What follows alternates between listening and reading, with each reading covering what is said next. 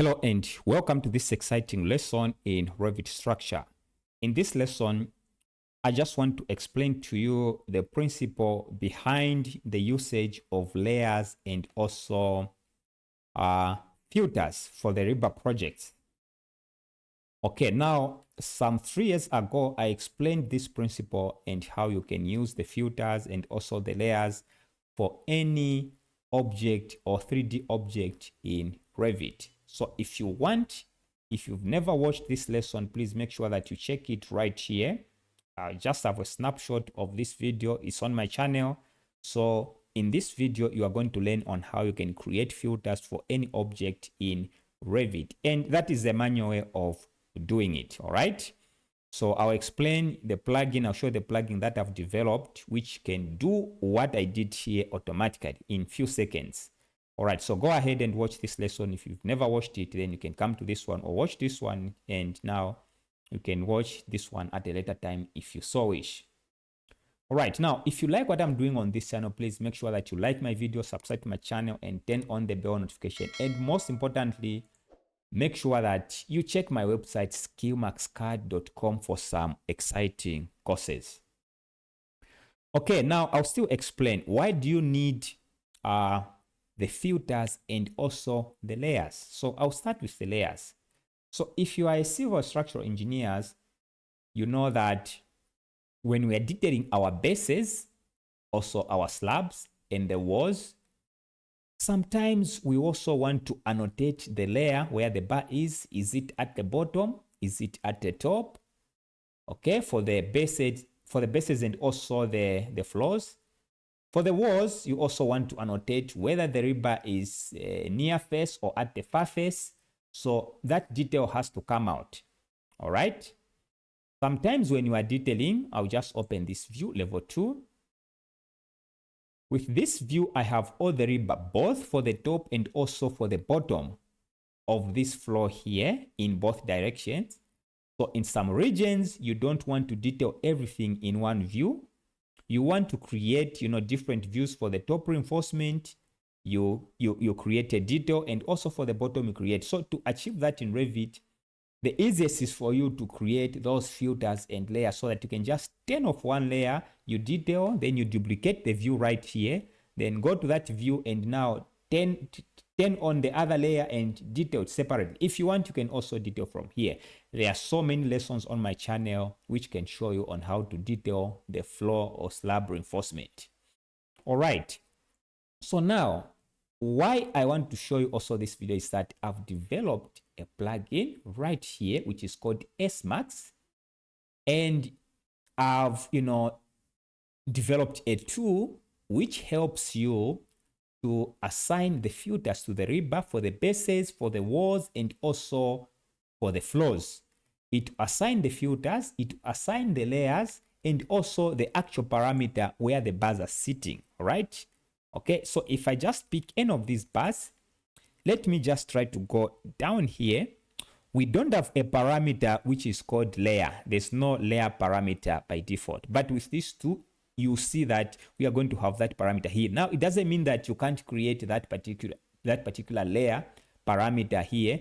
If you've watched that video, that is the method. Make sure that you watch it and you can create that layer parameter. But I want to show you how quickly it is to use this plugin that I've developed for such, options. All right, so as I've said, I'll select there's no parameter here. If I just go to visibility graphics by typing VG on your keyboard as a default, go to filters, you see that there are no filters here. If I just go to edit, all these locations, if you watch that video, you see that those filters, those parameters, the filters are not here. Okay, so this tool, automates the entire process. So if I'm just here, I go to Skillmax, I just hover my cursor there, you see what it does. It will classify reinforcement in 2 layers and build colored rule-based view filters. And this is for floors, foundation, and the walls. So this one is very, very simple. You just need to go to the particular view and now just click on Rebar filter. It will just within some few seconds, and you see that Rebar filter complete, as simple as this, and you can read the information there. And I'll just click on close. So by default, I've developed in such a way that it will turn off all those rebar layers for the bases, for the floors, and also the walls, as you can see from here. Okay, as you can see from here. Now, if I go to visibility graphics by typing VG, or by simply going to, if you don't like using shortcuts, you can just go to view and click on visibility graphics, then go to filters. You see that the filters have been added there. If I go to edit, these are the filters that have been created. All right, so I'll simply cancel there. Now I can decide which layer I would like to show. Maybe for this particular view, I just want to show maybe everything. I'll simply, check all these options, and you see all these colors will be added there. I can change the color coding there if I want, but I'll simply click on apply. Okay. And let's wait a bit. You see, click outside and you see that the colors are there. Now, you can see that for even the walls, all the rebars are there with those colors. If I just zoom in on this one and let me just check if the layer is there, I'll just select on it and then just scroll down. You see that now I have this parameter called layer, and this is B1. If I pick the one on top, you can see that you can counter check T1.